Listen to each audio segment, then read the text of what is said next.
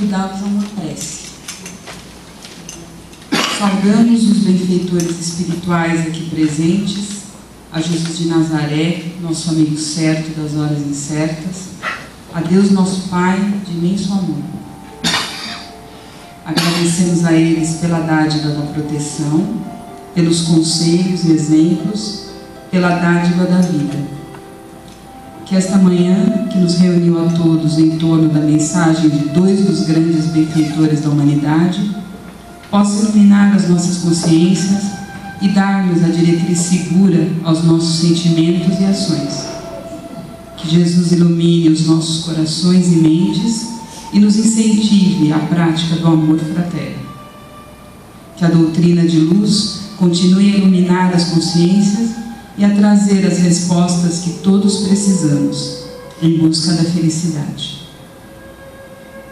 Nesta manhã, teremos como palestrante a companheira Sônia Teodoro da Silva, que é tradutora, professora, bacharelanda em filosofia, expositora do Centro Espírita Nosso Lar, Casas André Luiz, criadora do projeto Estudos Filosóficos Espíritas e, juntamente com os companheiros de ideal, está fundando o CEF, Centro de Estudos Filosóficos Espíritas, oficialmente neste mês de outubro de 2013, com o objetivo de divulgar o Espiritismo através da mídia, internet, TV, através do programa Filosofando da TV Mundo Maior, e de aulas em grupos de estudo presenciais e via Skype no exterior. Contamos com vários grupos na França que já estudam o Espiritismo através do projeto Estudos Filosóficos Espíritas, com Kardec, Leon Denis, Herculano Pires e muitos outros autores sérios e coerentes com a doutrina. O seminário terá um intervalo de 20 minutos entre duas partes e irá até às 12 horas. Bons estudos e vamos receber Sônia com carinho.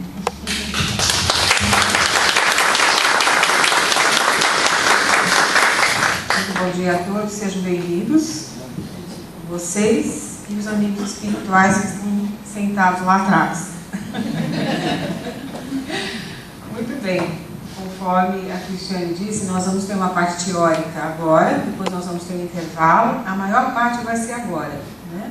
Depois nós vamos ter um intervalo de uns 20 minutos, onde vocês podem tomar um lanche, voltar e depois a gente faz a segunda parte, que seria a parte de Platão. Agora nós vamos falar um pouco sobre a Grécia, a cultura grega e Sócrates, né? E o significado de Sócrates para a doutrina espírita.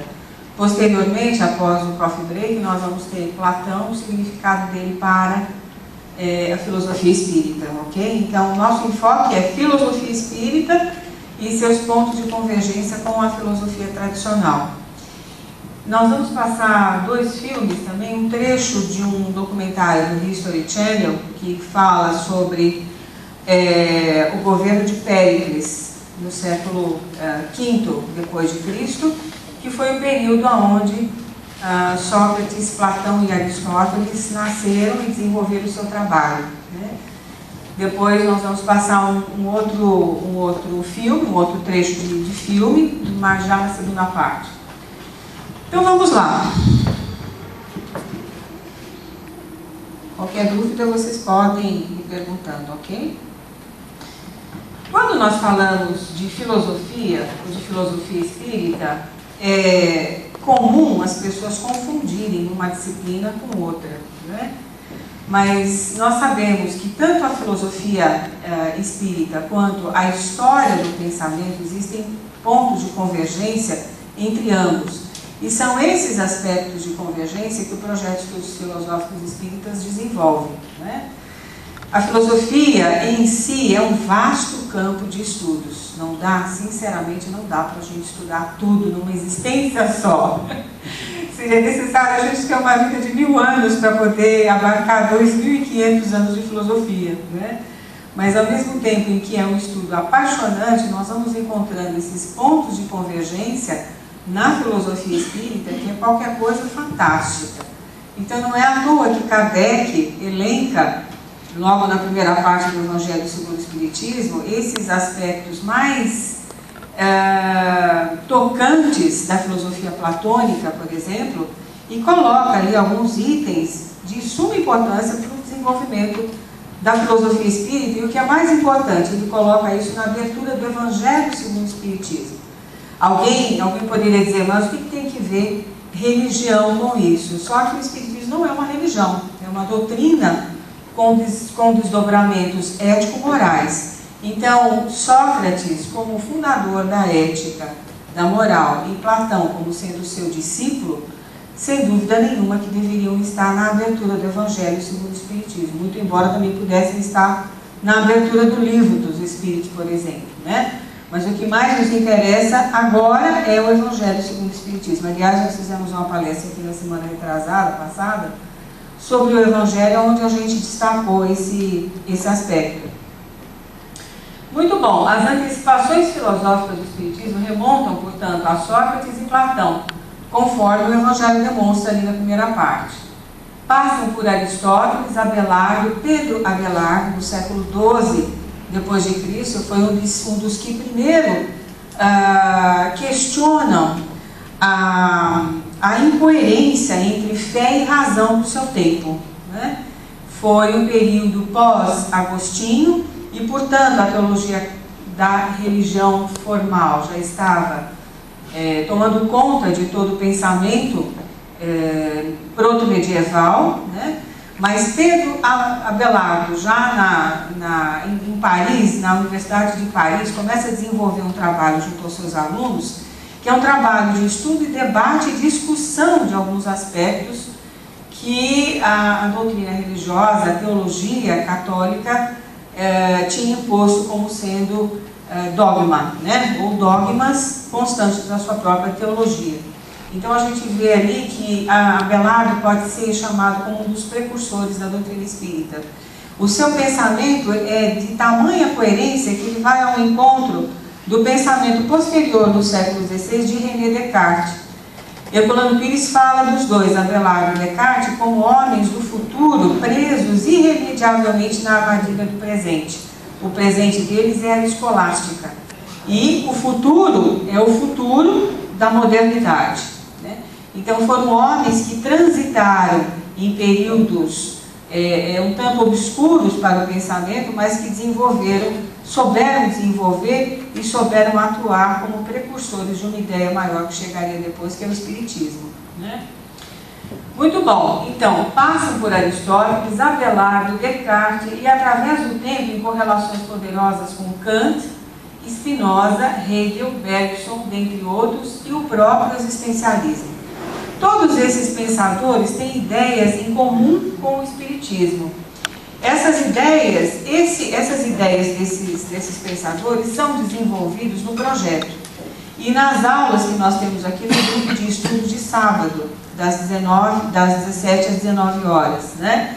Então, o pessoal que participa conosco ou que participou, como é um grupo de estudos, não tem necessariamente a necessidade de formação. Um grupo de estudo de desenvolvimento de pesquisa, de estudo e pesquisa. Então as pessoas encerram o ano e depois voltam no ano seguinte, né? Os mesmos participantes. Isso é muito bom porque as pessoas vão aprofundando os conhecimentos, tanto em filosofia quanto em filosofia espírita, nesses aspectos de convergência, tá? Existencialismo também, por incrível que possa parecer. Então, no seu aspecto filosófico, o Espiritismo enquadra-se rigorosamente na tradição filosófica. É uma filosofia do espírito que parte da essência espiritual para explicar a existência material. Então, aqui é que está a diferença com a filosofia, percebe? Porque a filosofia que hoje se prende ao existencialismo, às escolas existencialistas, principalmente com o Luc Ferry na França, e Alain de Botton também na França, Inglaterra. Então, esses pensadores, eles aboliram a ideia de espírito na concepção espírita, né? Então, nós sabemos que o espírito é imortal, né? Mas a filosofia não considera isso, né? A metafísica deixou de ser um instrumento de estudos, voltou com Bergson na década de 40, mas infelizmente parou por aí, né? A gente vê muito poucos pensadores hoje voltando nessa mesma ideia. Somente a filosofia espírita foi a fundo nessa ideia e desenvolveu com Kardec, com Denis e com Herculano Pires a ideia de que a filosofia espírita é uma filosofia do espírito, né?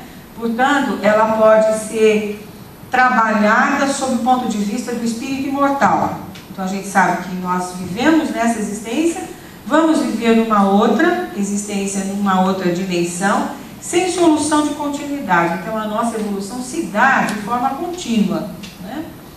A filosofia não considera isso, infelizmente. Citando Platão como precursor do espiritismo, Kardec enfatiza a alegoria da caverna como a natureza efêmera e irreal da matéria, face à brilhante realidade espiritual. Nós vamos aprofundar um pouquinho esse conceito depois com Platão, mas já de uma certa forma a gente vai entrar nesse assunto, porque a alegoria da caverna ela pode ser aplicada em qualquer circunstância da nossa existência, principalmente no momento atual, né? Onde nós estamos tão presos às sombras que a vida nos pode oferecer, ou que nós temos somente o foco nessas sombras, não é? Ou seja, é quase como se fosse assim, uma imitação, assim como Platão diz que a nossa vida aqui na Terra é uma cópia mal feita do mundo das ideias, e o Emmanuel corrobora isso, ele vai dizer que o mundo espiritual é o mundo onde a gente vive, que aqui é uma cópia muito mal feita também, né? Quer dizer, os dois têm a mesma forma de pensar. Então nós somos, a gente pode dizer que a humanidade como um todo está vendo somente as sombras dessa caverna. Quando alguém desafia o status quo, né, e sai fora da caverna para ver o mundo realmente com tudo aquilo que ele possa oferecer, né, ou seja, a busca da verdade em si, a verdade intrínseca que está no ser humano, mas que muitas vezes ele se recusa a visualizar, então aqui, esse daqui realiza-se como ser pleno. Esses daqui continuam presos aos sistemas, ao status quo, a tudo aquilo que a sociedade entende como sendo aquilo mesmo que a gente tem que viver, não pode sair disso. Inclui-se aqui as ideias midiáticas que surgem hoje por meio dos meios de comunicação, né? Portanto, a síntese alegórica de toda a filosofia metafísica de Platão pode estar consubstanciada aqui, na caverna, que é a pseudo-realidade dos sentidos. Os sentidos, ele vai chamar de sensível. O inteligível é tudo relacionado à ideia, ao espírito, né? Ou à alma. A alma, no sentido filosófico de Sócrates e Platão, não é a alma como nós concebemos. A nossa ideia de alma é pós-cristianismo. A alma para eles é razão. Imagens projetadas nas paredes da caverna, há uma percepção limitada, gerando projeções imperfeitas, portanto, nas paredes do nosso consciente. Então, tudo aquilo que a gente recebe, né, é que, na verdade, pode não ser a realidade ou a verdade, mas a gente concebe como tal, e isso é endossado muitas vezes pelos meios de comunicação. Não, a verdade é essa, a realidade é essa, e vocês têm que engolir do jeito que está sendo mostrado, né? E muitas vezes a gente sabe que a mídia também é muito instrumentalizada pelo Estado. Então, a ideia que a gente tem de mundo é uma ideia que as outras pessoas nos passam. E quem são essas pessoas? Né?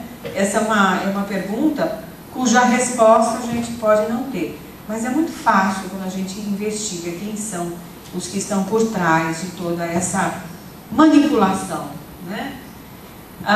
Imagens assim captadas passam a compor o inconsciente coletivo. Percebe como é que se trata isso? Então, a psicanálise é que vai lidar muito com o inconsciente coletivo, principalmente pós-Freud e pós-Jung. Assim composto, o inconsciente coletivo recusa outros modelos que não os compostos pela sua realidade magística. Daí a negação dos demais escravos da caverna, porque o que acontece? Quem conhece a alegoria da caverna sabe que aquele que saiu em busca da verdade, da realidade como ela é, né, e com todos os constrangimentos que ela possa oferecer, mas ao mesmo tempo com toda a alegria que ela possa oferecer, ele volta e conta para aqueles que estão presos no fundo dessa caverna a realidade que ele viu, só que as pessoas não querem acreditar nele, né? E permanecem lá. Acontece muitas vezes, por exemplo, quando o espírita vai à sociedade e diz, olha, existe uma realidade metafísica ou espiritual, né, que a gente não pode deixar de visualizar, de pesquisar, porque ela é fato hoje em dia, né? Hoje em dia é fato, o espírito é pesquisado pela ciência espírita. Muito bem, as pessoas não querem saber, não acham que é bobagem, que o espiritismo é mais uma religião, não é? É mais uma opção religiosa, uma dissidência religiosa do catolicismo, e vai por aí afora. Então esses poderiam ser aqueles que estão imersos na caverna e que não querem ver a realidade, né? Olha aqui, o escravo é aquele que sai, portanto, para fora da caverna, segue a luz, segue-a e, embora relutante com dificuldade, alcança a entrada da caverna. A princípio ele reluta em trocar as sombras das imagens por seus modelos ideais. Aqui já é Platão, ele está dizendo o seguinte, que tudo que se projeta sobre a Terra é fruto de um modelo ideal que vive no mundo das ideias, né? No mundo da abstração, que não é aqui, que é no hiperurânio, que é uma outra região, né?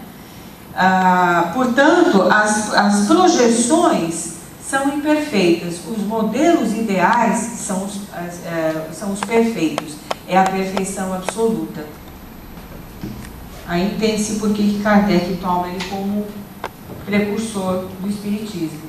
A realidade para Platão está fora da caverna, pertence ao mundo da luz, é a ideia, o inteligível, e a irrealidade está nas coisas e no mundo sensível. Esse é o comentário de Herculano Pires, em 1963. Muito bom, tudo acontece nessa região aqui.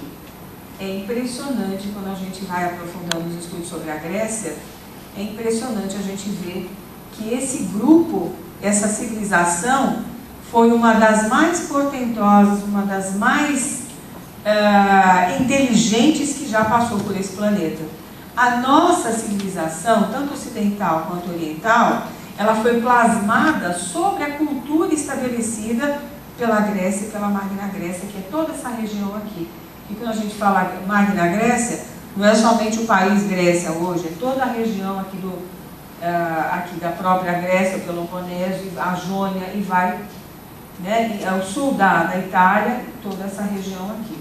Então, para que a gente tenha uma ideia da importância da Grécia, e principalmente do século de Péricles, a gente vai assistir esse pequeno documentário que eu vou passar a vocês do History, que você já deve ter assistido em alguma outra ocasião. Mas é sempre bom a gente lembrar o quanto que eles são importantes, os gregos.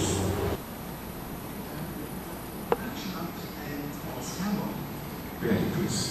Seu legado to the development of Persian power prestes a mudar. A cidade-estado de Atenas mudaria o curso da história. O líder visionário que faria isso acontecer se chamava Péricles. Seu legado seria um monumento eterno da Acrópole ateniense que se ergueu acima das nuvens. Um impressionante exemplo de precisão de engenharia chamado Partenon. Em 480 a.C., quando Temístocles derrotou os persas na Batalha de Salamis, ele salvou não só Atenas, mas também sua jovem democracia que nascera há 25 anos. Para Atenas, a época do governante único acabara. Atenas era rica em poder militar, tesouros, tecnologia e ideias. Estava pronta para sua época de ouro e um homem a conduziria até lá. Seu nome era Péricles, um intelectual democrata e esclarecido que apoiava as artes. Mas Péricles também expandiria o poder ateniense através de outros meios, inclusive ameaças, suborno e força bruta.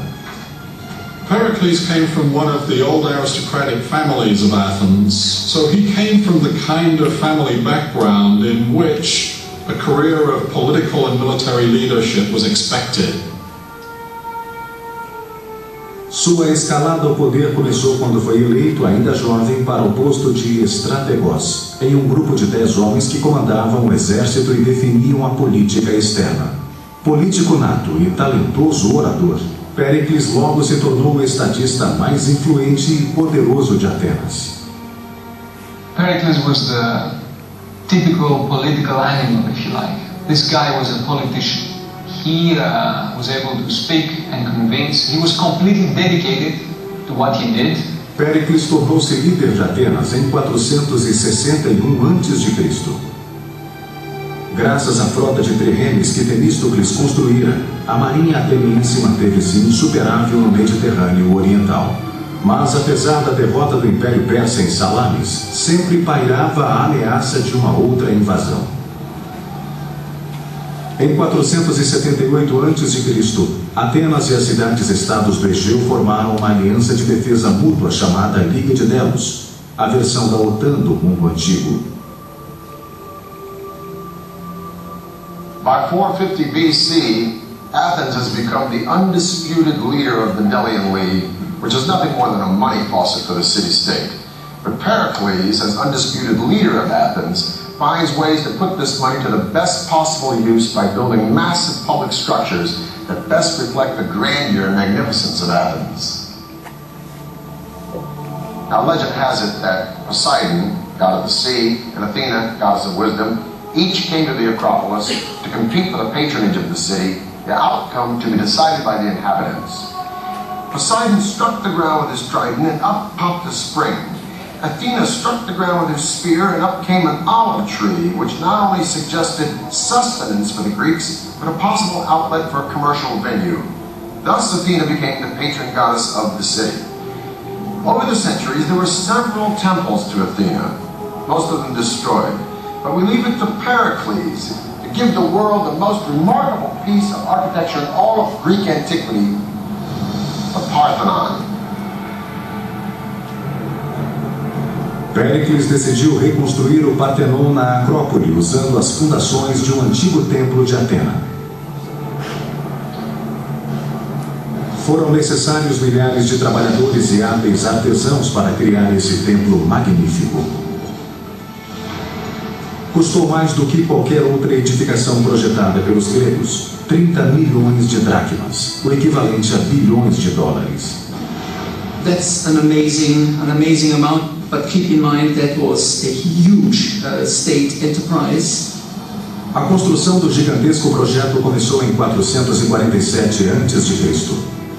O Partenon deveria ter 2/3 de um campo de futebol. Suas dimensões externas, 70 metros de comprimento por 31 de largura.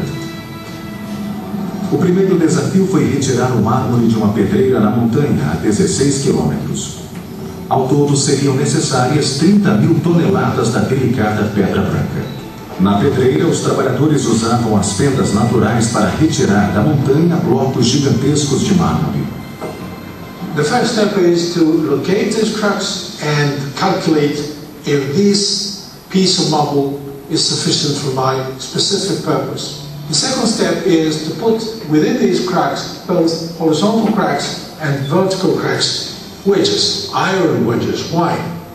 Because an enormous energy was given by hammering all these wedges simultaneously, so that the brittleness of the material makes further cracking. Com os blocos gigantes prontos, grupos de homens usavam alavancas, cordas e roldanas para manobrar o mármore e prepará-la para o transporte até a Acrópole. Acidentes eram frequentes. There was an enormous risk that this big block would slide further on, killing people underneath. Cortar e transportar o mármore da montanha foi apenas metade da batalha na construção do Partenon. Os engenheiros agora tinham que responder à questão: Como levantar aqueles monstros de mármore de 10 toneladas e erigir o maior templo que o mundo já vira. Julho de 447 a.C. A construção de um magnífico templo começou na Acrópole ateniense. O Partenon era o grande projeto de Péricles, um líder dinâmico e ambicioso que levaria Atenas a uma idade de ouro jamais vista na Grécia Antiga. It was a statement. We are the most powerful city. We are the cauldron of democracy and free thinking. We have the best people, we have the best army, the best navy, we are the leaders. O Partenon diferia da maior parte dos templos da época, que consistia de uma construção hexastilo com pórtico de 6 colunas e 13 colunas laterais. O Partenon seria um octoestilo com 8 colunas por 17. That makes the building very different because they all have basically the same proportions. When you make them larger, you simply scale up everything. To make it lighter was to give it an extra dimension. As colunas forneciam um apoio principal para a estrutura. Cada coluna consistia de 11 tambores empilhados uns sobre os outros. Como eram esculpidos, se encaixavam perfeitamente quando colocados em coluna. Para isso, o topo de cada tambor era dividido em 4 círculos concêntricos, com cada anel aplainado ou não, dependendo da intensidade necessária de fixação para se encaixar com o tambor seguinte. No centro de cada tambor, os pedreiros abriram um entalhe retangular de 15 centímetros de área e de 7 a 10 centímetros de profundidade. Depois, os carpinteiros inseriam cavilhas nos entalhes que serviam para alinhar e centralizar com o tambor de cima. O desafio seguinte era levantar os pesadíssimos tambores, sobretudo os das seções mais altas. Uma única coluna do Partenon pesa entre 63 e 119 toneladas. A crane is an extremely simple device. You have just the boom, and then you have a series of pulleys, which, as we know, just give you the possibility of taking up a weight of, say, 10 tons by putting down only 100 kilos. Os engenheiros prendiam a pedra no guindaste de várias maneiras. O método mais utilizado era amarrar a ponta da corda na parte superior de um gancho de metal em S, firmar as cordas mais curtas na parte inferior do gancho e laçá-las em pequenos botões que eram deixados em bruto no mármore precisamente com esse objetivo. Normalmente eram deixados 4 botões no tambor ou no bloco de pedra, distribuindo uniformemente a força necessária para içar o objeto. As paredes dos espaços interiores deveriam ser colocadas com muita precisão, pois os construtores gregos não usavam argamassa. Para manter unidas as extremidades de cada bloco, os construtores cavavam as laterais com um desenho em T duplo. Depois inseriam bastões de ferro para mantê-los unidos. Com as colunas e os blocos em posição, os botões utilizados para içá-los eram tirados e as marcas aplainadas. There's a saying that there are no straight lines in the Parthenon. Now what's meant by this is that the architects incorporated a series of sort of optical illusions when they built it. It starts with the stairs, goes up through the columns, all the way up to the top of the building, the pediment, that triangular element at the top. So let's take a look at the stairs. They seem to be straight, but no, closer look, they bow in the center and then go back down at the end. Now this conceit, if you will, continues right up to the columns. This column is of the Doric order. There's no base. It seems to grow right up out of the stone. Each column has 20 flutes, which makes the column sort of undulate as you look around it. And then the column bows out in the center and bows back up at the top. This is a process called entasis. Such long lines, which are more or less at the level of your horizon, tend to curve. So in order to extinguish this effect, they curve them the other way. So the result, again, is more harmonious and you see it as being straight. Because if it was all straight, perfect, right angles, then you will see it like that. A principal função do Partenon era dar abrigo à monumental estátua de Atena. Parthenon was an extremely expensive building, but the statue inside of it was almost equal in cost to the building itself, if not even more expensive. Athena's statue was about 10 to 11 meters high. That means 32, 35 feet or so. And it was of the materials gold and ivory. Centenas de escultores criaram figuras que pareciam vivas, o que demonstra que havia talento não só na construção. O trabalho mais famoso na decoração do templo é o friso que corre nas paredes internas. Foi esculpido em baixo relevo, com as figuras muito próximas do plano de fundo. Retrata a Panatheneia, uma celebração à deusa Atena realizada a cada 4 anos. What survives on the side of the Parthenon today are the white marble remains of the building. In antiquity, not only the sculptures, but also many other parts of the building were richly decorated with paint. Porém, nem todos os cidadãos ficaram encantados com o Parthenon. Alguns consideravam um projeto de estimação de Péricles horrível e um simples monumento à sua própria glória. Now, many Athenians hated the Parthenon, the temples. They thought it was disgusting. They thought it was terrible. Plato didn't like it at all. For many Athenians, when they saw in their holiest of holies, if you like, those new buildings coming up, buildings that had incorporated novelties, buildings that were making a break from the past. Os murmúrios de descontentamento em Atenas não se limitavam ao Partenon. Como Péricles continuava a expandir o domínio de Atenas, seus rivais começaram a conspirar contra ele. Em pouco tempo começaram a lançar ataques aos seus aliados. No topo da lista estava uma mulher bonita e culta chamada Aspásia, membro da elite da casta Hetera e companheira de Péricles. Hetaira were high-class courtesans, often compared, for example, to geishas in Japanese culture. Hetairae moved in the top circles in Athenian and Greek cultural life. Em Atenas, as mulheres deviam se submeter ao domínio dos homens, mas Aspásia era a exceção à regra. Péricles a tratava como igual, e sua companheira rapidamente se tornou parte da elite ateniense.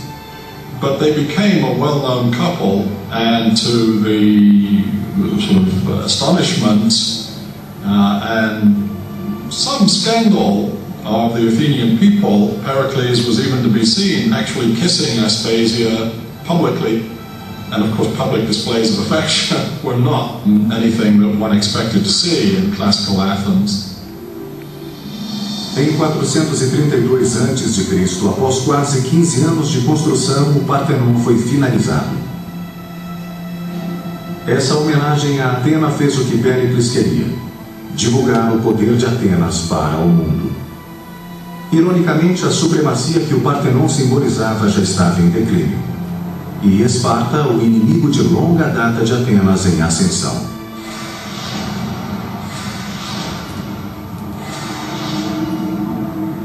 Once Athens had established this great alliance system, or as some people put it, this Athenian empire, and arguably that's what it became, the Spartans began more and more to look askance, as it were, at the Athenians, and eventually, by the 430s, to feel threatened by the Athenians.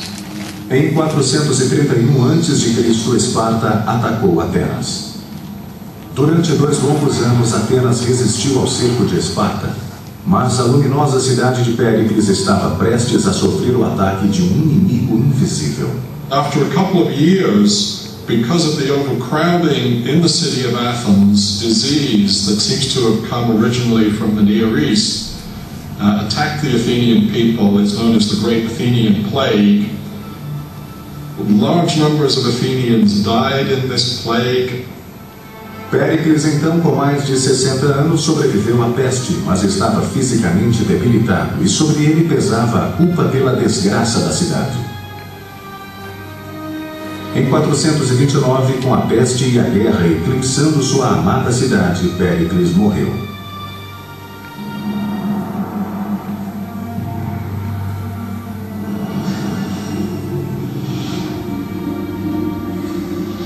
conflito sangrento entre Atenas e Esparta, conhecido como a Guerra do Peloponeso, continuou por mais 25 anos.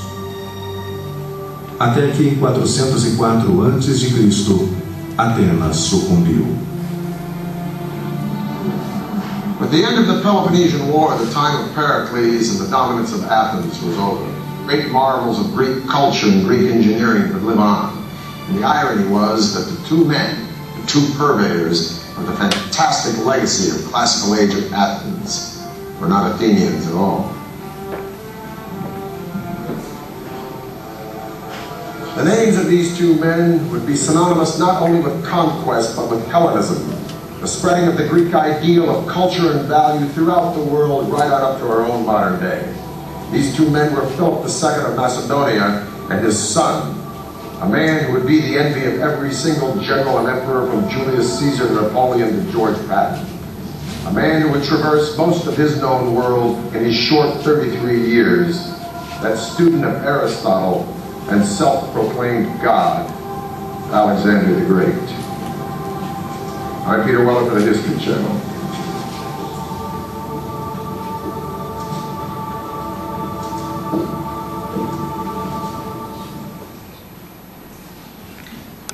Muito bom.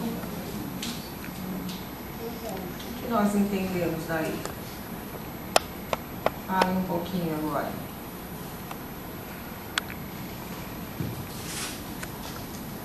Gostaram do documentário? Um ponto interessante é que ele começou essa ideia nova de política, né, nessa época. Exatamente. Então, em poucos minutos, nós vimos aqui a ascensão e a queda de um império maior que o Ocidente foi no Império Grego. A gente pode chamar de império não em termos de ideologia política, mas em termos de estrutura, né? Estrutura política, social, cultural, artística, filosófica. Então, jamais sobre a Terra passou uma falange de espíritos reencarnantes aqui, que o Emmanuel diz que são espíritos de capela, mas que deram uma alavancada na nossa civilização, no nosso momento principal de necessidade de crescimento social, político, artístico, filosófico, etc., e que essas pessoas propiciaram, porque vocês viram como é que a Acrópole foi construída? 400 a.C., aquela estrutura de engenharia, com uma tecnologia precária.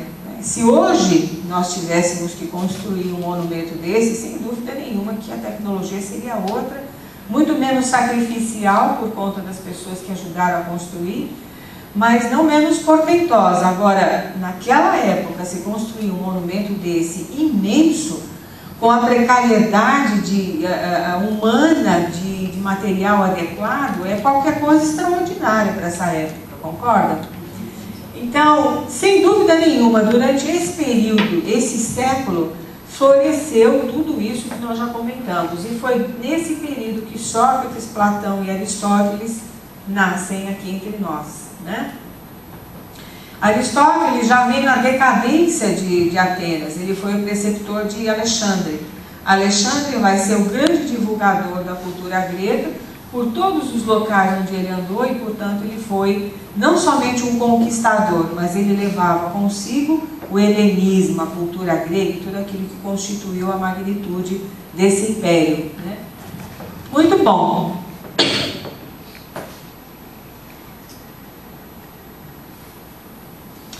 Portanto, a Grécia Antiga dá para nós uma ideia do que ela significou para a nossa civilização, nós que somos herdeiros deles.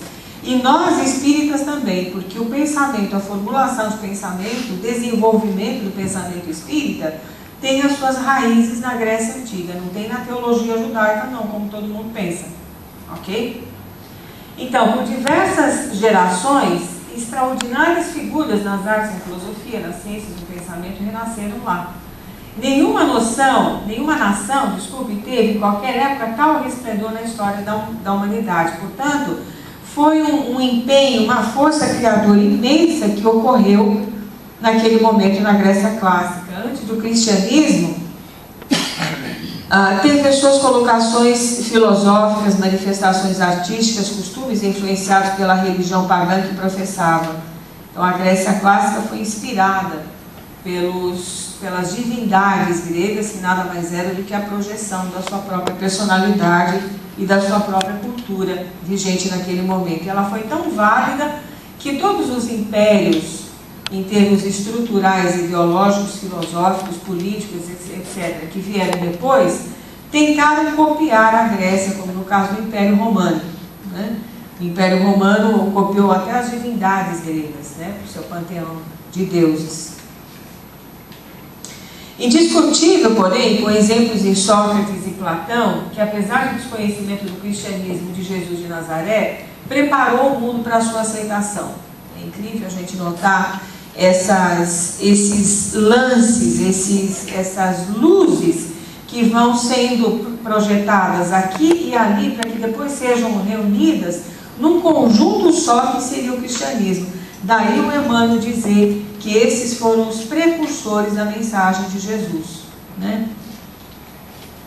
Filosofia e artes gregas foram agentes de um processo de mudança, sem dúvida nenhuma. Você começa a mudar a civilização através de dois itens importantíssimos, que são filosofia e arte.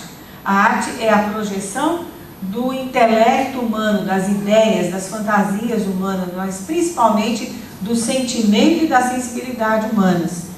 As raízes culturais foram plantadas, portanto, no chão helênico. Outros povos não conseguiram equiparar-se aos gregos. Por mais que a gente busque entre os povos mais antigos, as culturas antigas, a gente não encontra similitude com os gregos. A escultura, o teatro, a arquitetura, a vocação por pensar, segundo alguns historiadores, pensadores e filósofos, arquitetos e artistas foram todos os gregos. Então foi uma reunião muito interessante daqueles que estavam no poder com Péricles, mas também o povo aceitava essa ideia e alavancava para frente. Só posteriormente, passado um certo tempo, é que os inimigos do Péricles começaram, sem dúvida nenhuma, movidos por sentimentos menores, né, como só é acontecer a todo missionário que traz consigo a sua missão, mas também aqueles que querem que essa missão não se desenvolva, né, por questões mesquinhas, menores. Então, sem dúvida nenhuma que o Péricles também, mesmo sendo um homem de sua época, um guerreiro, mas era um missionário, alavancou tudo isso que vocês viram, sem dúvida nenhuma que ele foi combatido e foi, sem dúvida, prejudicado por essas vibrações menores, né? Porém, dentre todos, projeta-se na antiguidade, a eternidade, a figura majestosa de Sócrates, um homem de aparência comum, estatura baixa, sem atrativos físicos, mas de uma envergadura moral e intelectual que superou seus antecessores e todos os que vieram depois dele. É interessante a gente notar que muitas vezes quando você pensa em missionário, você pensa em alguém bonito, majestoso, com uma aparência condizente à sua fala. Mas, na verdade, Sócrates não tinha nada disso. Ele era um homem baixinho, troncudo, feio, né? Andava com umas roupas ali, a primeira roupa que vinha, que pegava, vestia, etc. Mas quando ele começava a falar, meu Deus do céu, né? Assim como outros missionários do bem, Mahatma Gandhi, que também era um homem pequeno, baixinho, de estatura pequena, né? Mas que quando começava a falar suas ideias, permaneceram até hoje a toda a humanidade. Chico Xavier era a mesma coisa, né? Então não é a beleza física aí. A beleza física é apenas a projeção de uma ideia daquilo que seja a perfeição do mundo das ideias. Porque, na verdade, o que vale é o conteúdo, né? E não a aparência. E Sócrates era mestre nisso. O seu nome é marca do tempo, tal como Jesus, que separa a antiguidade clássica e antecipa o iluminismo grego. Antes de Sócrates vieram os o quê? Os pré-socráticos, né? Todos os pensadores que estavam em busca do arquê de todas as coisas, da origem de todas as coisas, do elemento primordial de todas as coisas, né? Surge Sócrates e aí o ponto de desenvolvimento do pensamento vai ser focado no desenvolvimento e na descoberta do que é o homem. Afinal, o que é o homem, né? Do que ele é constituído, por que ele se manifesta dessa forma.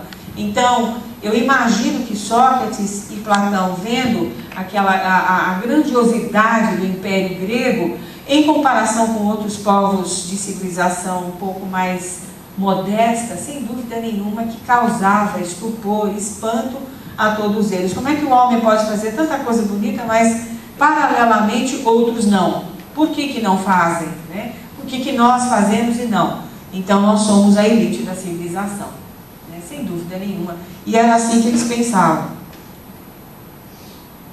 O Adonias Filho, ele diz: e porque estabeleceu um método para condenar as falsas ideias e promover as ideias legítimas, o famoso diálogo socrático, e porque configurou uma psicologia, uma teodiceia em sua filosofia, e porque estruturou um código ético, e porque não pôde evitar a enorme influência sobre os próprios contemporâneos, foi que Apolo de Delfos proclamou: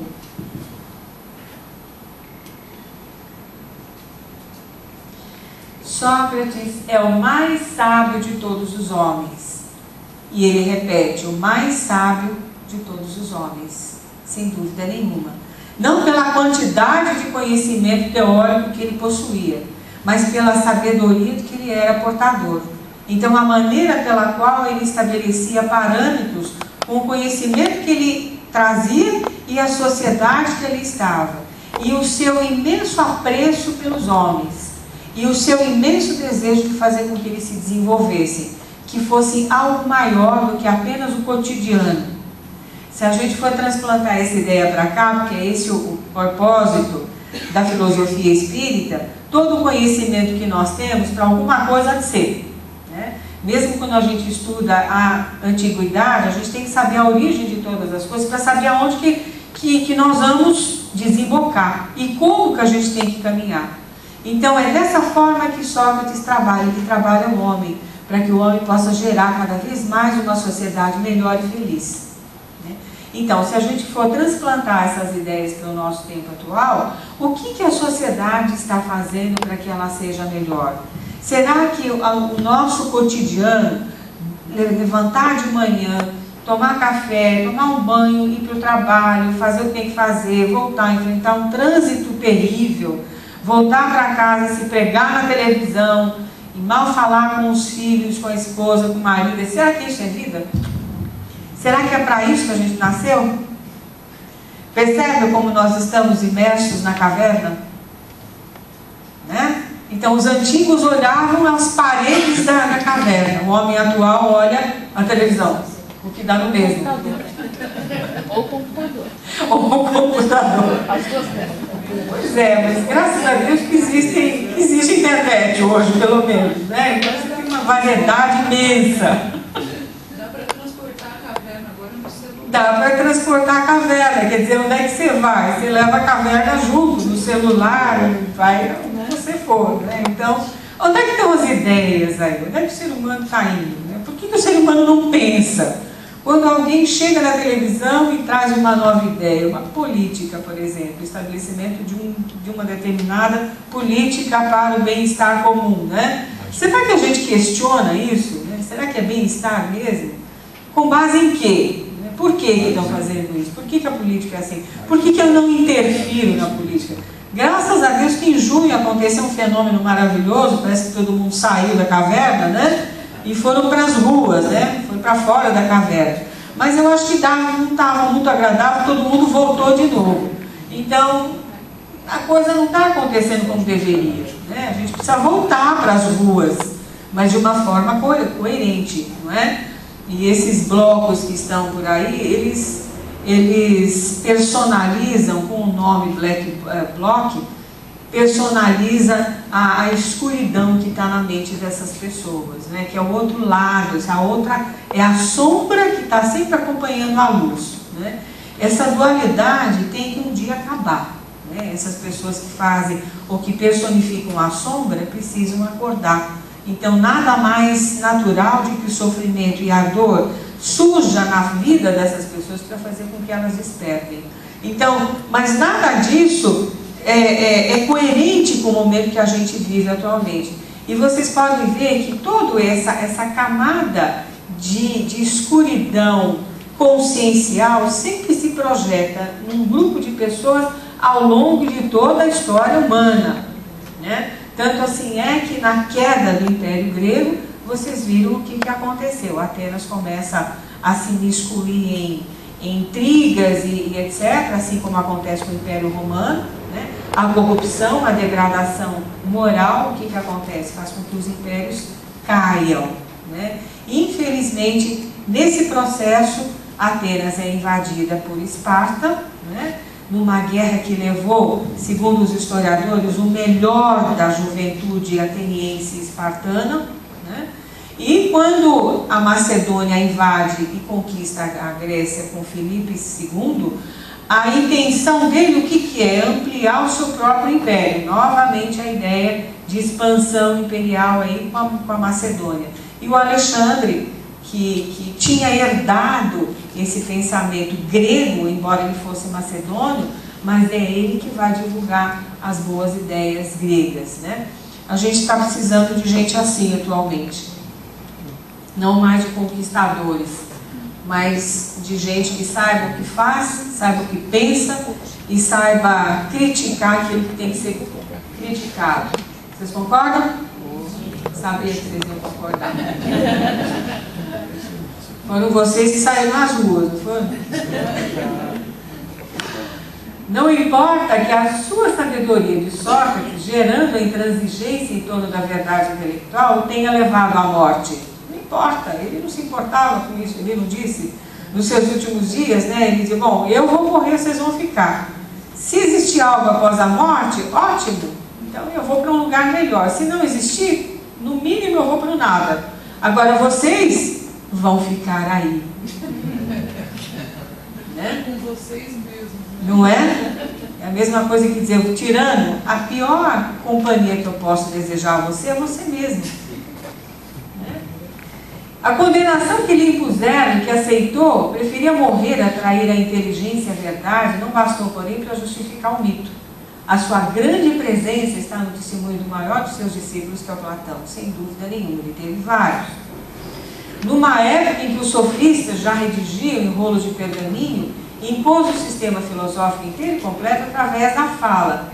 São dele as palavras, dele Sócrates. 3 coisas levam à aventura: a percepção, a fé e a consciência. São dele essas palavras, sem dúvida nenhuma, palavras inspiradas.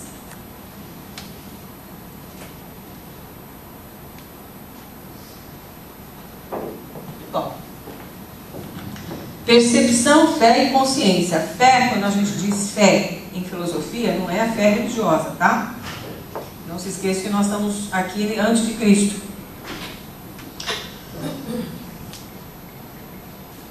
Os sofistas, né? Eu mencionei os sofistas. Os sofistas começam a surgir na Grécia, são os pré-socráticos, com Protágoras.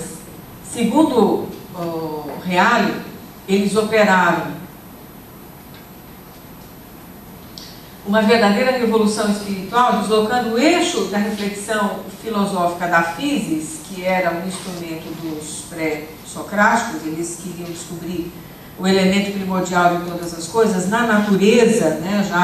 Já tem o deslocamento aí da explicação mitológica sobre a criação do mundo, cosmos, para a explicação racional com base na observação da natureza. Né? Mas ele quer deslocar o sofista da physis, da física, da natureza e do cosmos para o homem. Então já houve uma tentativa antes de Sócrates. E aquilo que concerne a vida do homem como membro de uma sociedade, ou seja, a ética, a política, a retórica, a arte, a língua, a religião e a educação. Então, com Protágoras, começa o período humanista da filosofia antiga, que Sócrates vai desenvolver de uma maneira mais plena. Os sofistas manifestaram uma notável liberdade de espírito em relação à tradição, às normas, aos comportamentos, mostrando uma confiança ilimitada nas possibilidades da razão. E por esse motivo, eles foram chamados os iluministas gregos, embora não se categorizem como pensadores, e sim como argumentadores. Eles são os antecessores dos professores, né? Por quê? Porque eles, quando ensinavam, eles buscavam pagamento pelo ensino, né, que poderiam oferecer. Platão abominava isso, porque ele dizia que todo conhecimento, Sócrates também, todo conhecimento deveria ser livre e espontaneamente oferecido, e nunca mediante paga. Sócrates concentrou definitivamente o seu interesse na problemática do homem como sofistas. Porém, ao contrário dele, soube chegar fundo na questão, a tal ponto que chegou a admitir ser sábio nessa questão. A sabedoria que ele tinha era uma sabedoria de busca de conhecimento do homem, né? O que é a essência do homem? Ele pergunta na sua metodologia filosófica, e para isso ele vai criar uma metodologia, as perguntas, né? A maêutica, mas antes disso ele coloca a pessoa em destaque, o ser humano em destaque. O homem é a sua alma. A alma aqui não é a alma no sentido teológico. É a sede da nossa atividade pensante e eticamente operante. A alma é o eu consciente. A consciência é a personalidade intelectual e moral que o ser humano porta consigo, né? Então essa é a alma do ser humano, a essência do ser humano. Não a alma como espírito. Portanto, a acentuação ética e religiosa, a serviço de Deus, cuidar da alma, etc., vem com a ideia cristã. Mas ela assumia esse elevado significado pela primeira vez na pregação persuasiva de Sócrates, diz o Werner Jäger, que é um dos maiores historiadores da civilização grega, principalmente focado na área de educação. Quem for da área de educação já deve ter estudado ou lido o livro imenso do Werner Jäger, de quase 1000 páginas, mas que é um livro portentoso que descreve a civilização grega como nenhum outro historiador fez. Continua o Reale, né, que é um livro que a gente inclusive estuda aqui no nosso grupo de estudo de filosofia espírita, esse aqui, olha, História da Filosofia em 3 volumes. Isso aqui vocês podem ler assim, de um dia para o outro, tá? Giovanni Reale e Dario Antisseris, a dupla italiana que escreve a história. Ah, isso aqui eu li em uma semana, assim. Brincadeira. Não dá para ler em uma semana. Pode ler no trânsito. Pode ler no trânsito, né? No metrô. Quando a gente segura de um jeito aqui, né? Do balaúso do metrô, e com o outro você fica equilibrando o livro. Muito bom. É evidente, diz o Reale, etc., que se a essência do homem é a sua alma, cuidar de si mesmo significa cuidar da própria alma mais do que o corpo. A nossa civilização hedonista não é assim, porque a gente vai cuidar do quê? Do corpo, em primeiro lugar, da aparência, dos quilinhos a mais que a gente tem, né? E tudo mais. E ensinar os homens a cuidar da própria alma é a tarefa máxima do educador, olha só. Não é isso que fazem os educadores espíritas? Ensinar o homem a cuidar da alma em primeiro lugar. O corpo vem como consequência do cuidado da alma, e não como prioridade, né? A gente precisa cuidar do corpo, sim, porque senão a gente não se manifesta de forma salutar aqui na Terra. Mas não deve vir assim como o principal tópico da nossa existência. A gente vive no corpo, não para o corpo, né? E a tarefa máxima do educador, portanto, precisamente a tarefa que Sócrates considera ter recebido de Deus. Ele não cuidava lá muito bem do corpo, não, né? Ele não gostava muito, não, de ficar ali se cuidando, né? A esposa dele vivia sempre atrás dele. Sócrates, se cuide. Apologia a Sócrates, que descreve o julgamento do mestre, obra escrita por Platão, vai dizer assim: minha tarefa é, palavras dele segundo Platão, a de vos persuadir, homens velhos e jovens, de que não deveis cuidar do corpo, nem das riquezas, nem de qualquer outra coisa, antes e mais do que da alma. É assim que a civilização dele fez? Não muito, né? A história mostra que não foi muito bem isso não, somente os seguidores, né? Mas e a nossa civilização segue esses parâmetros aqui, segundo Kardec, como tem Sócrates como precursor, não é? A gente precisa cuidar da alma. Por isso que a gente está numa civilização tão sofrida, né? Porque quando o homem não realiza a sua evolução através da tomada de consciência dos seus valores, das suas ideias magnas, das suas virtudes, né? A arete grega, sem dúvida nenhuma que a dor, o sofrimento é um instrumento impulsionador de despertamento. Para que a gente precisa sofrer? Para despertar, né? Quando o homem não desperta, ele é acionado pela lei de causa e efeito. Como todo mundo tem culpa no cartório, sem dúvida nenhuma que essas dívidas vão aparecer para serem pagas. Quando um país degenera, como no caso da Síria, eu estava vendo na internet ontem, os Médicos Sem Fronteiras estão dizendo que está havendo uma demanda de exilados, foi durante essa semana, uma demanda de mais exilados, né? Imensa, a partir de uma cidade terrivelmente bombardeada entre os rebeldes e os homens do governo sírio. E eu fico pensando até onde vai isso, mais de 100 mil mortos, né? Então é uma barbárie que existe naquela região, que sempre foi uma região de conflito, sempre. Vamos vasculhar a história para a gente ver que sempre foi uma região de conflito, né? Mas, infelizmente, parece que o ciclo reencarnatório faz com que essas pessoas sempre renasçam no mesmo lugar, né? Sempre no mesmo lugar. Não são uma civilização arejada, infelizmente.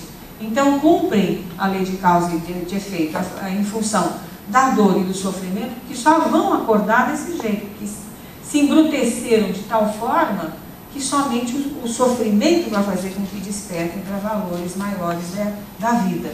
Infelizmente é assim.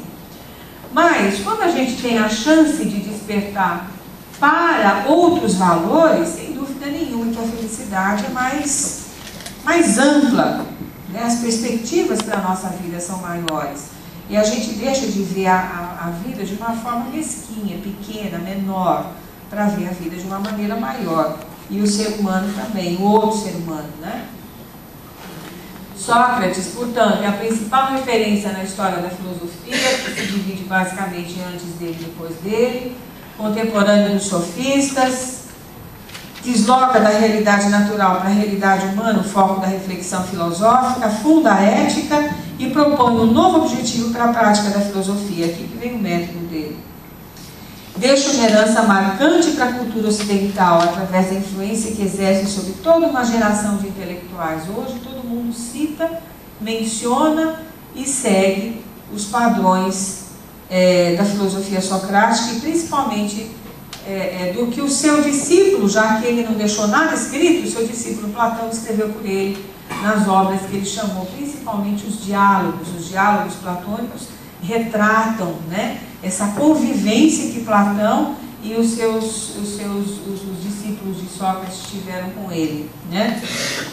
E desses diálogos foi que Kardec extraiu aquela primeira parte do livro do Evangelho segundo o Espiritismo. Vocês vão ver que um dos diálogos chama-se Fédon, então foi de lá que Kardec extraiu aqueles itens que constam ali na abertura do Evangelho. Quando ele fala sobre os precursores, Sócrates e Platão como precursores, ele vai elencar algumas similitudes, algumas similaridades de ideias dos pensadores com o Espiritismo, principalmente a questão da vida após a morte. E é do Fédon que ele vai tirar, desse diálogo do Fédon. Os biógrafos foram Xenofonte, que apresenta um texto na linha de biografia, e Aristófanes, que vai tentar retratar o Sócrates como se ele fosse uma pessoa irresponsável. Talvez o irresponsável fosse ele. Fez uma projeção aí. Platão e Xenofonte retrataram Sócrates com mais de 45 anos, convicto da sua missão délfica. Sócrates acreditava realmente nos conselhos que o oráculo passava para ele. Isso não quer dizer que ele fosse um homem religioso, mas ele via coerência naquilo que o oráculo dizia. E ele aceitava a coerência e não a religiosidade fanática. Consequentemente, mais maduro, certamente as circunstâncias do seu julgamento e da sua morte afetaram profundamente os seus discípulos, assim como afetaram os discípulos de Cristo, né? Cristo teria morrido pela humanidade, Sócrates morre por Atenas. Século de Péricles, aqui só lembrando. Aqui está os frisos, né? Pinturas decoradas dentro da Acrópole. Deve ter sido um monumento belíssimo. Se hoje as ruínas mostram o que foi, né? Já pensaram na época, assim como aquele monumento de Roma, como é o nome? O Coliseu. O Coliseu também foi um monumento muito bonito, né? Hoje você entra ali, você não encontra nada a não ser ruínas, mas na antiguidade ele foi muito bonito. Aqui é a estátua de Zeus, que tinha 12 metros de altura e era coberto por folhas de ouro. Foi uma civilização muito... Atenas era o templo de Sócrates, um ponto de convergência cultural, laboratório de experiências políticas, onde se firmara pela primeira vez na história da humanidade a tentativa de um governo democrático. Preparar o indivíduo para a vida pública, conferir-lhe capacitação ou virtude, arete, política, representa basicamente a destrava na arte de persuasão através da palavra. A arete ou virtude, na Grécia, não são as virtudes do cristianismo, né, os valores morais. A virtude grega é tudo aquilo que diga respeito à essência do homem. Quando o homem é fiel a si mesmo, ele traz consigo uma virtude. Então, quando ele desenvolve a retórica dentro do campo da política, por exemplo, ele está desenvolvendo uma virtude que ele traz consigo. Seriam as qualidades, né? Então, ser fiel às suas qualidades e às suas origens. É nesse ambiente que o Sócrates faz uma fina análise conceitual. Em oposição ao relativismo dos sofistas, ele afirma que a verdade pode ser conhecida e que ela não depende do contexto nem da subjetividade humana. É possível conhecer a verdade através da razão, sem dúvida nenhuma, né? O conhecimento é possível quando usamos a razão. É a capacidade para chegar aos conceitos pela distinção entre aparência sensível e realidade, entre opinião e verdade, entre imagem e conceito, acidente e essência. A razão é o poder da alma para conhecer a essência das coisas. Então, o que ele vai fazer? Ele vai abortar do diálogo humano aquilo que a gente valoriza tanto na civilização atual, que é a opinião, né? Tanto é que os jornalismos dizem o seguinte: não, nós temos que formar a opinião do povo, né? São formadores de opinião. Mas, na verdade, o que importa não é a opinião que se manifesta, é o conhecimento, a sabedoria. Isso é que importa, porque a opinião, ela é volátil, né? Ela faz parte de mim, faz parte do outro, não existe um ponto de convergência entre opiniões. Tanto assim é que existe muito conflito quando você discute opinião. Agora, quando você discute conhecimento, é diferente, existe uma finalidade maior. Você vai desenvolvendo fatores fundamentais da formação do teu próprio intelecto. Então, muda a coisa de figura aí, é diferente. Então, os gregos chamavam isso de doxa, né? A opinião, doxa. Conhecer é uma operação intelectual que consiste na elaboração de definições universalmente válidas. Isso é conhecer. Conhecer não é, como eu brinquei agora há pouco, você pegar um livro e só folhear. Isso não é conhecimento.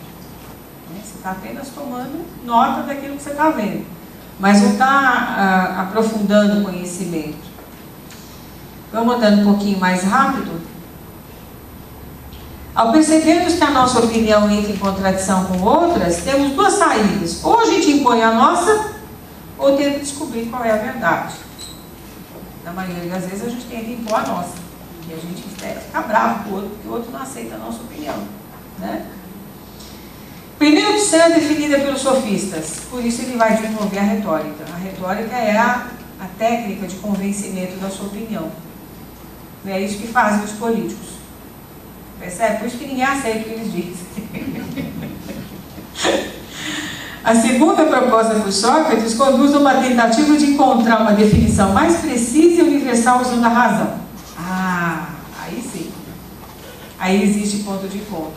Aí é aqui que nós nos encontramos, percebe? Aqui nós nos digladiamos. E aqui nós nos encontramos enquanto seres partícipes da evolução humana. É isso que me torna semelhante ao outro. É isso que faz com que eu olhe no olhar do outro e sinta simpatia ou até empatia pelo outro. Agora, se eu fico só fechado aqui, sem dúvida nenhuma que eu só vou ter inimigos na minha vida. Ao conseguirmos definir o conceito universal, alcançamos a ciência, que é a episteme, o verdadeiro conhecimento. O método socrático, finalmente, é isso aqui, a ironia, do grego eironeia, perguntar. Então, ele chegava para um juiz de direito e dizia: o que você acha que seja justiça? Então, ele ia definindo justiça conforme os conceitos elaborados pela justiça da época, pelo direito da época, né? Pela ciência da época. Então, ia desenvolvendo, e Sócrates ia questionando, mas e num caso específico, há inocentes e culpados, o que faz com que você saiba que realmente o culpado é culpado e o inocente é inocente? E ele ia definindo, até que ele ia levando a pessoa a uma determinada fase onde ele não tinha mais argumentos.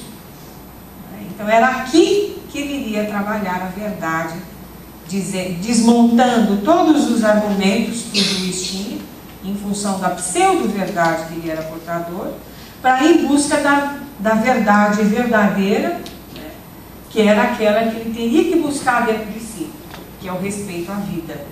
Né? Que era isso que ele queria chegar. No fim, ele queria chegar a isso. Ele queria despir as pessoas das opiniões, né, para chegar no conhecimento. A segunda etapa era a maiêutica, que é isso, que é o parto das ideias. Né? Uma saída para as contradições em que a pessoa se enredava.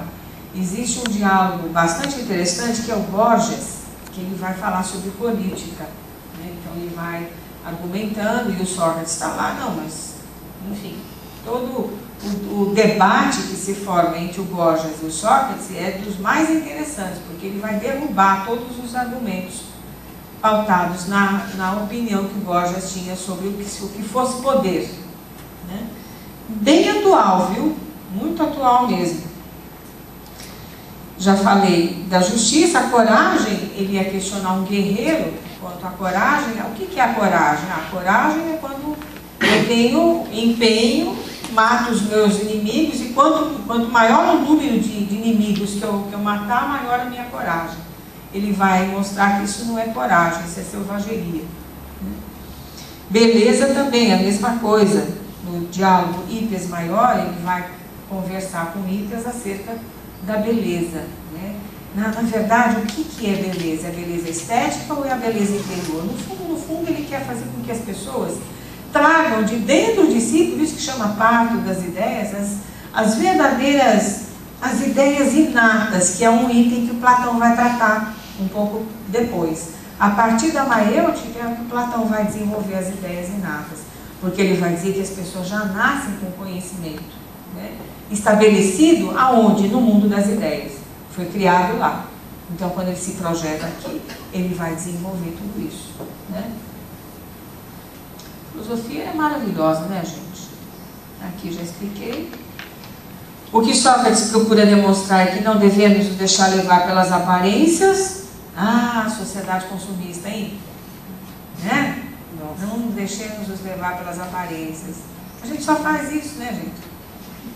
Ou noções corriqueiras, que quando muito dão conta apenas de uma situação particular, sem conseguir, no entanto, fornecer uma definição universal.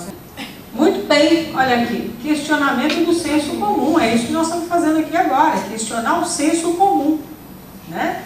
Então, o que é o senso comum? É a banalidade. A gente discute, fala e não diz nada. Né? Já pensaram que os diálogos entre as pessoas hoje são assim: um fala da sua opinião, o outro fala da sua opinião, e aí o outro volta a falar da sua opinião, e o outro conclui com a sua opinião. Então não existe entendimento. É doxa versus doxa.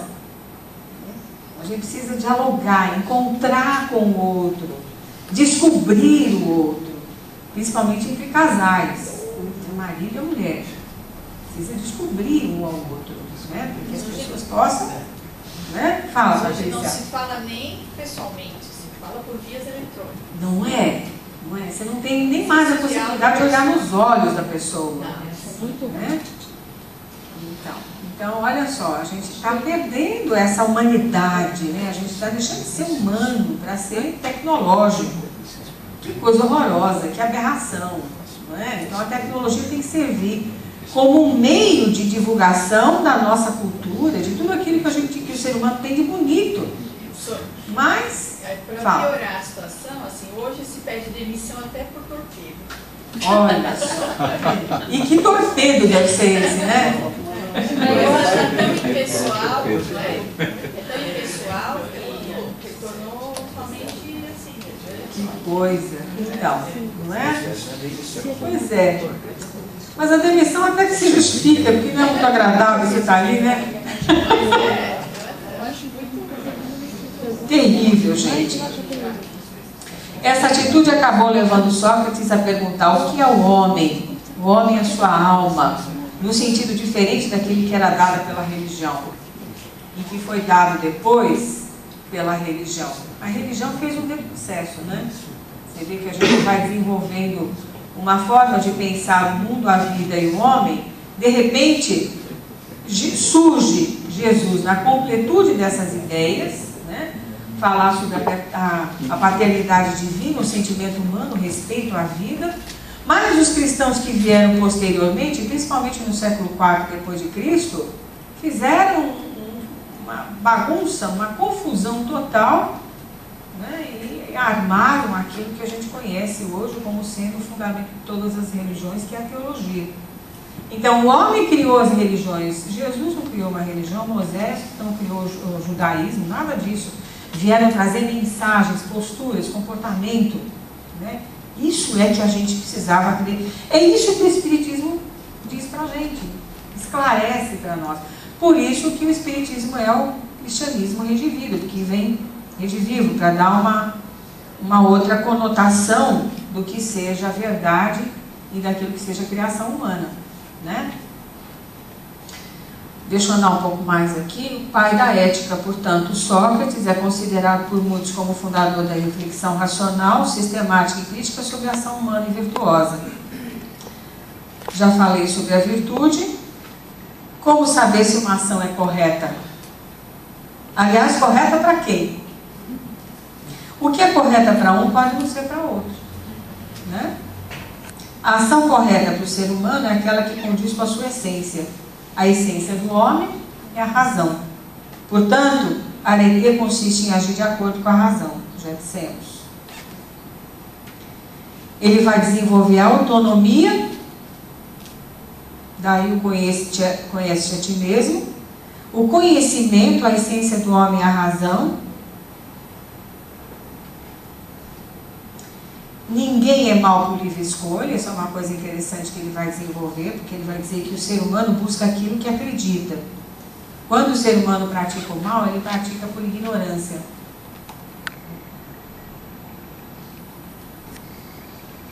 Traz um novo conceito de felicidade, com base em Heráclito e Demócrito, que já diziam que a felicidade não está nos bens exteriores, e sim naquilo que você desenvolve consigo próprio.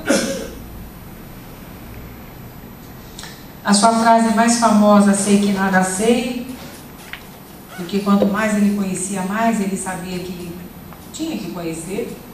Quando nós conhecemos, quando nós nos dedicamos ao estudo, seja em que área for, quanto mais a gente desenvolve, mais a gente descobre que nada sabe. Não é maravilhoso isso? Eu acho lindo. Ter consciência do quanto ainda precisamos aprender é o primeiro passo para desejar o aprendizado aí. Ninguém é dono da verdade, ninguém sabe tudo. Por isso que a convivência é necessária. Porque a gente vai juntando os conhecimentos de um e do outro, não é bom? Né? Eu sou um horror aqui em tecnologia. A Patrícia já vai me ajudar. O que seria de mim se não fosse a Patrícia? Percebe?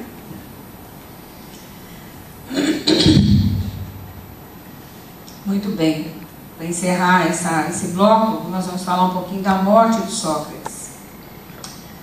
Sob o ponto de vista jurídico, a condenação de Sócrates foi justa.